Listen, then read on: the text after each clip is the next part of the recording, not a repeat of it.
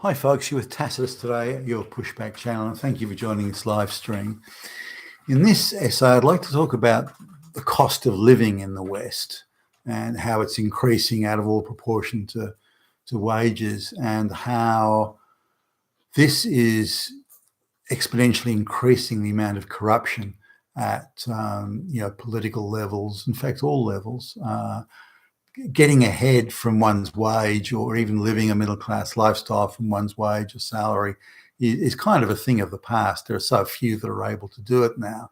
So without inheritance and without corruption, pretty much everyone's falling now into what you would call the working class, with uncertain job prospects, uncertain sort of income levels, having to live sort of really tighten the belt and live in certainly Western terms at least, live a virtual subsistence lifestyle.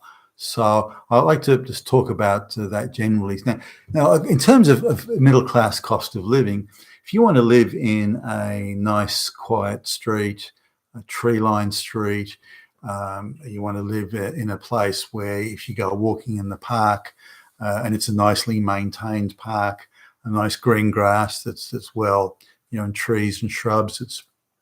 It's well maintained by the local county council, and old ladies can go around in their walking frames without getting mugged or beaten up. Or there's the train station or the bus interchange has got no graffiti on it, and there's no hooligans or goons or gangs hanging around. And the schools are good, and so on and so forth. In fact, the place is so tranquil that it doesn't even need a police station in there. The nearest police station is in some burbs away, because there's no crime in this area. It's a nice place to live. People say hello to each other in the morning when you go in the park. Hello, isn't it a nice day? Yes, it's lovely. We're expecting rain tomorrow. Oh, I've heard, and there's very, very pleasant exchanges. Now, if you want to live in an area that's like, now some may say it's sterile, but the point is it's clean, it's tidy, it's safe, and it's well looked after, and there's a lot to be said for that. So if you want to live in an area like that now, say in Sydney, the entry level for that sort of area is about $2.5 million. That's your entry there. Now, you ostensibly have to have a $400,000 deposit before you can get a loan of 2.1 million. So it's about, by the time you get legal fees and whatnot, it's about 2.2 mil. So depending on the time of the length of your mortgage, you need quite a good income. Now, let's suppose you live in an area like that, you can't drive a shitbox car, so and let's say you've got a couple of children or something like that. So you've got school fees, and you've got after school care and before school care and that sort of thing.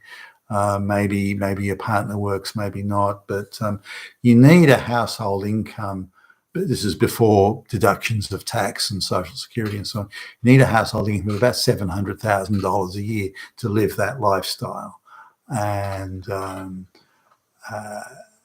if you look at that, like how many people sort of make that type of money now in Australia, it's not even, it's about one in every, I think it's 260, maybe one in every 300 or so workers is making that sort of money or better. Now, not only do you need to make that money, you need to have that income for at least 20, 25 years straight, if not longer.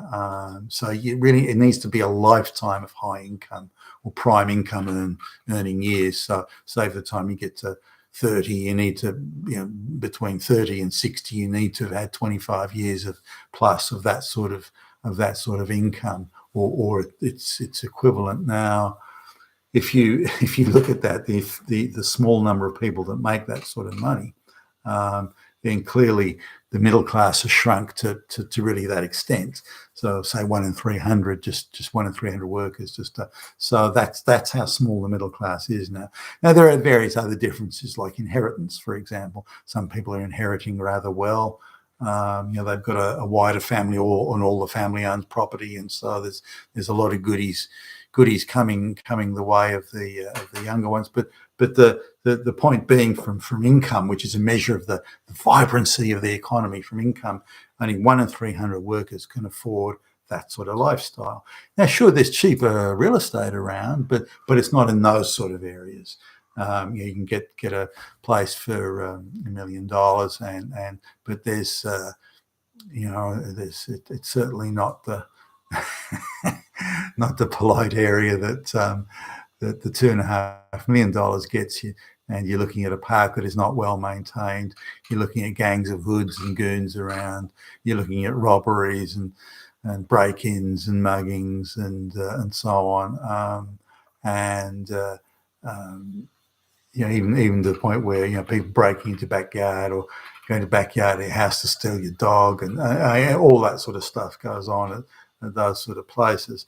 Now, it doesn't mean that there aren't salt of the earth people living in some of those places, but if you want that middle class lifestyle, $2.5 million is what you have to pony up now. And very few people from their income can do it. Even if you look at people, say they've got two incomes coming in to make that $700,000, there would still be less than 1% of the population that would be pulling in that sort of money into the household in Australia. So really, there just isn't that sort of money going around. Now, politicians are included in that. The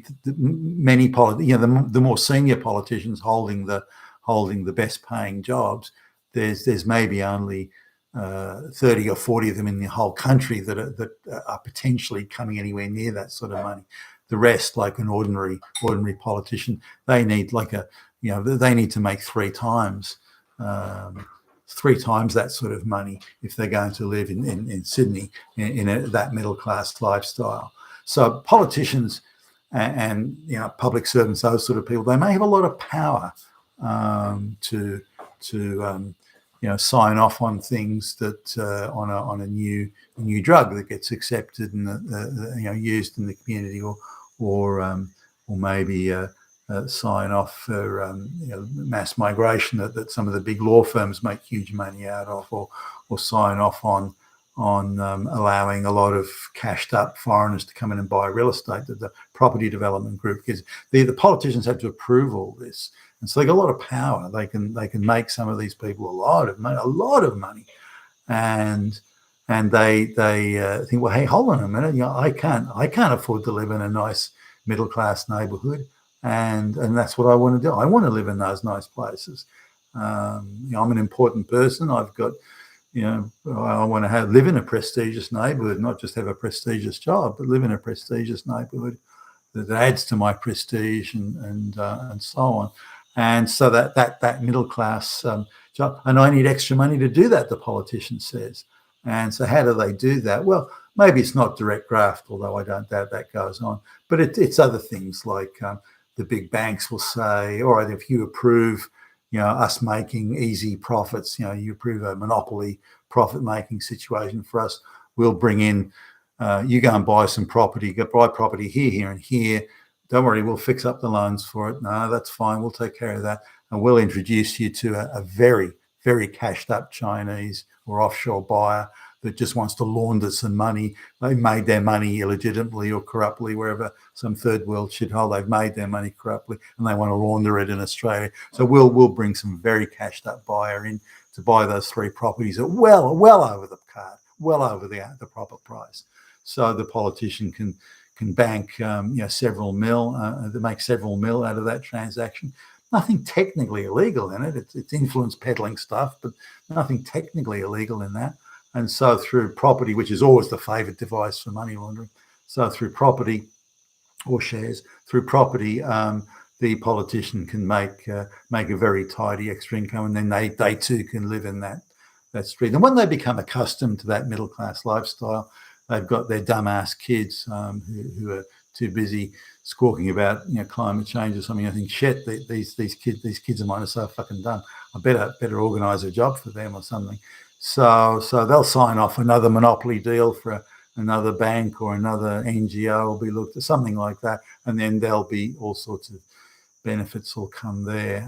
Again, usually using property or shares to launder money and put it in. Now, some of them get way too greedy, and there are cases that are prosecuted in Australia where somebody buys a block of land the day before it's rezoned into something else, and then sells it for 10 million bucks, but they only paid 100,000 for it. Things like that. Politicians directly sticking money in their pockets. But as long as they keep it sort of semi-arm's length, then it's kind of accepted. It's now accepted that, well, we're not paid enough, we're not making enough money, and we all want to live a middle class lifestyle. We don't have to work hard to get it, or to the economy's shot to pieces with cost of living. So we just have to do corrupt things and influence peddling things and patronage machine things to make sure we've got that money. Now there are a few other factors that go into this. It used to be politicians weren't politicians that came straight out of, unless they were trust fund babies or something, came straight out of college, went straight into politics, maybe working as a staffer or something first. That didn't used to happen. Most of the people in politics, most of the people had jobs beforehand, and they went into politics later in life, maybe in their 40s or something like that. So they would already have a house. Now, on top of that, they believed they were the representatives of the people. And you look at some of the earlier prime ministers of Australia, even up until probably I suppose the early 1980s, even their late 70s, early 80s. Some of the politicians lived in just very ordinary suburban houses, nothing fancy at all. They were the servants of the people, and they didn't see that they were entitled to some fancy mansion or anything like that. Was not something that they would even think of. Now that's changed in a couple of ways. Most of the politicians now are made up of activists from university or NGOs that come straight out of college, and they go straight into becoming staffers at some politician's office, and then they're given a safe electoral district where they don't have to do. They'll just automatically get elected into parliament, and then they become the globalist flunky stooges that do as they're told. All they care about is their overseas trips, the prestige and trappings of office. And for some of them, they even a politician's wage is way more than they could make. They'd be flat out making 40 or 50,000 bucks a year, but they're getting paid 3-4 times that in Parliament, even though they're not worth it. They're just morons, just flunky stooges that are a useful cannon fodder for the globalists. So there's been a shift in attitudes to what these kids coming through believe they're entitled to a middle class lifestyle and all the trappings of power and glory, whereas that wasn't the case before. But on top of that, and more importantly, is the cost of living has gone up to a point. If you look at the cost of real estate today as what it was in 1970, cost of energy, cost of food, the cost of living now is pushing almost in overall terms 3 times more expensive than it was back then. So that's how much more expensive it is to live now. So even what would have been a middle class, relative middle class wage back in 1970, now is really a middle working class wage. It's not even, it's barely at the bottom of the very bottom ass end of the middle class. So there've been changes there, but pretty much every politician now must engage in extracurricular income earning activity. And property is the favoured one. And as they decide, they decide how many migrants are allowed in, how many cashed up, investors are permitted to come in, and how much property they're allowed to buy, and under what circumstances. These people can safely invest in real estate and then just flip their properties and do very nicely, thank you, out of it. Now, but it's effectively insider trading. I mean, let's call it what it is. It's insider trading. But they think they have the right to supplement their incomes with by this sort of behaviour. But their behaviour, in order to add to their own incomes, is directly in contradiction and against and is depressing the living standards of the rest of the population. So we've got a situation where the politicians are actively pursuing their own interests, which is very much against the standard of living and the interests of the population they're supposed to be serving. So I just wanted to sort of do the wider sort of story on that, of how much it costs to live in a nice area, and what now politicians and indeed others, public servants, are doing to do it. Only 1 in every 300 people is going to make the sort of bucks necessary, and even then, many of those won't be earning it for 20, 25 years. So you're looking at a tiny fraction of the working population is making what today is a middle class income, and that's insane. And the politicians should be putting all their energy into addressing that, not encouraging the problem to become bigger and more out of control. You've been with Tastus today, your Pushback Channel, and thank you for listening.